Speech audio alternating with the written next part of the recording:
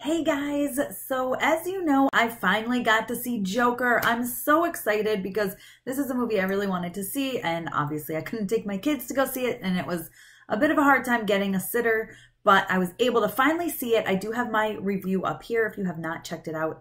I also have a review as well as some quotes over at mamasgeeky.com. I will say this movie was intense from beginning to end. I sat there literally with my heart pounding, just like the whole entire thing. It was just so intense. So I wanted to do my 10 most emotional moments for you guys. I still am, but it was really, really hard to narrow down just 10, but I made myself stick with it. I made myself stick with 10. As always, these are not in order of how emotional they were for me, rather just how the order they happened in the movie. So there are going to be massive spoilers. If you have not seen Joker yet, stop watching, come back after you have, or watch it, but just know I'm going to be giving you all the spoilers. So let's get into it. Here's my 10 most emotional moments of Joker. Hey, Tessa from Mama's Geeky here. Thank you so much for stopping by my YouTube channel. So the first moment is going to be something we all saw in the trailers, and I absolutely had no idea how much more intense it was going to be to see it on the big screen. It is when Arthur, Joker, whatever you want to call him, he gets beat up for his sign. So he's dressed as a clown, he's spinning the sign, doing his thing, doing his job, and these kids come and steal the sign.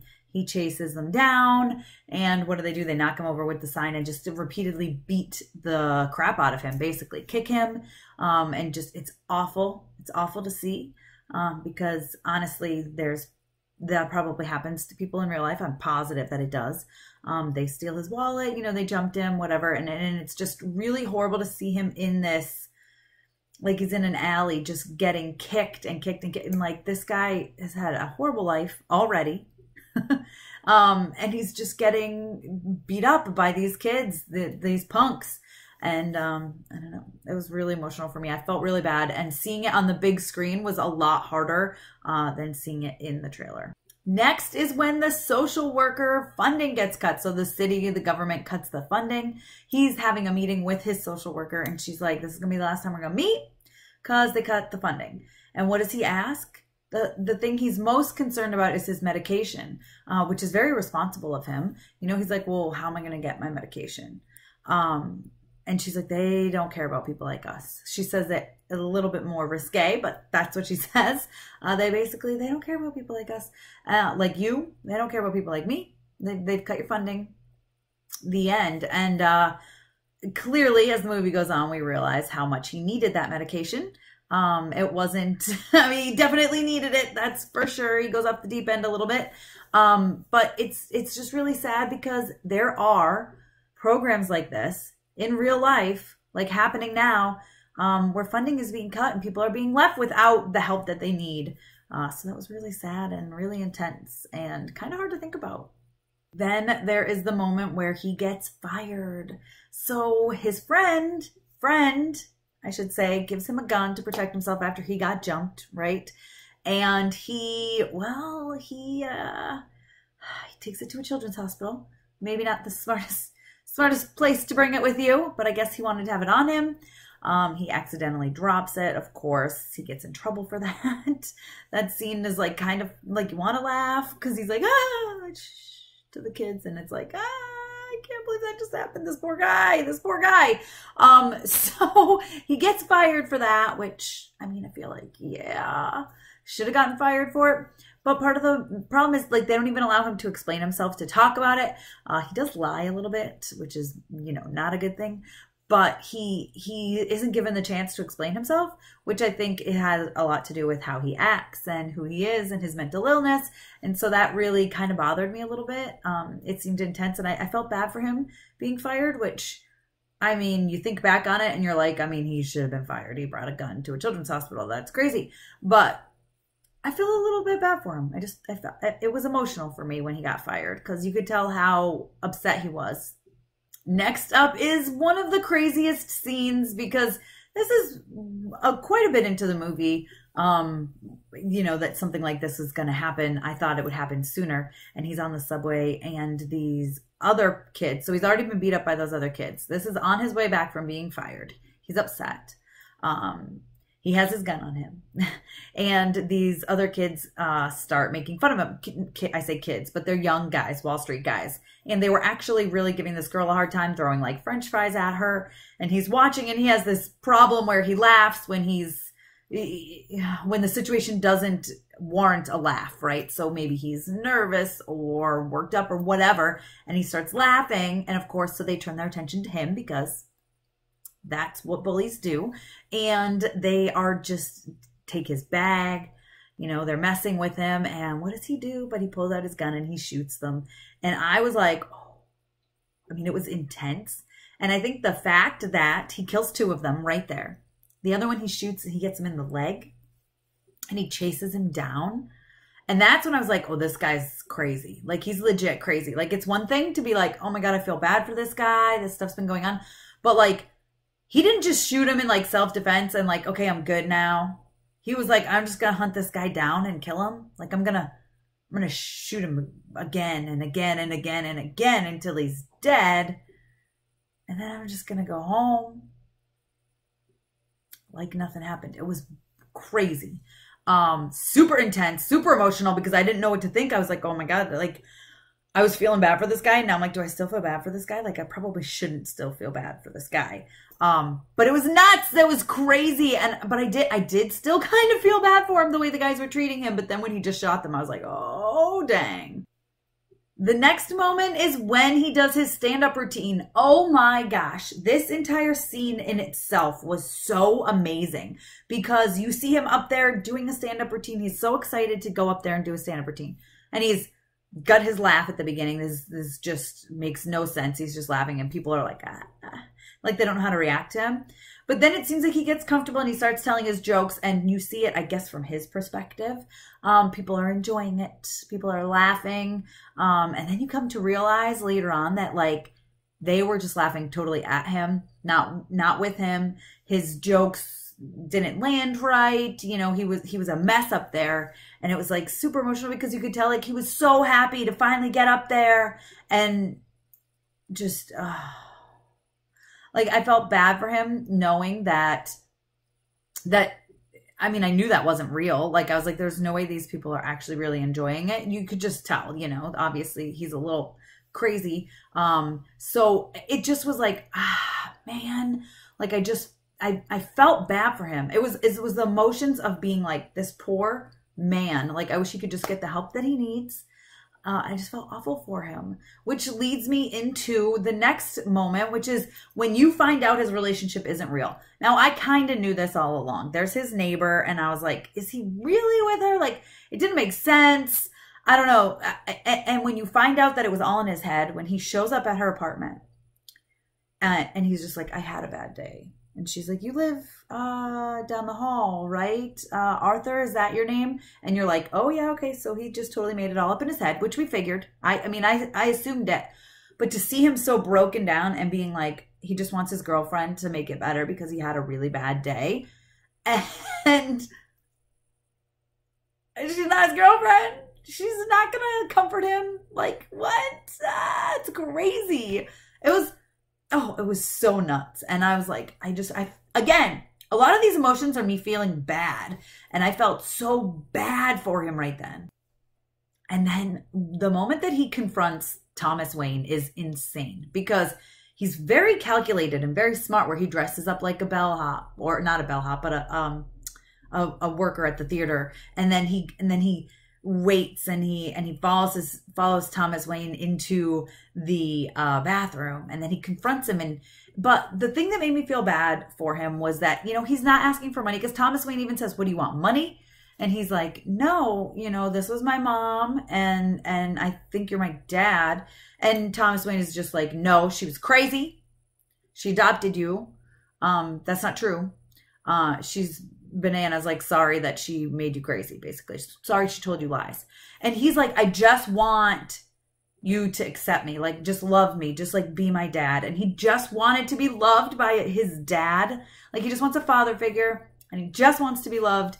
And that part really broke my heart. Like I was crushed for him, because all Thomas Wayne had to do was like take him in under his wing, because I firmly believe, and I'll get to it in a second, but I firmly, firmly believe that Thomas Wayne is actually his father. I really, truly do. I think that that is the case. He's got the money to make things disappear and to change records and to do all that stuff. But I really, truly do. I think he is, I think he's his dad. But then when Thomas Wayne punches him in the face, I felt like I could see his heart break a little, and I could see like that last little bit of sanity that he was holding on to just fade away with that. And it was really sad. And then when he gets the records for his mom, so he goes to Arkham Asylum and he's like, give me the records. And the guy won't give him the records because he starts to read it. And he's like, oh, she like really beat up her kid and like did all this horrible stuff to her kid. Oh, you're her kid? Yeah, I can't release these, right? And he steals them basically. And he goes and he takes them and he's in the stairwell. And when he's reading them and he's just got that laugh because, you know, he laughs when he shouldn't be laughing, which I love about this character. I love about this character is that his laugh is coming at just all the wrong moments. And that laugh, I love his laugh. But anyway, oh my God, I love his laugh so much.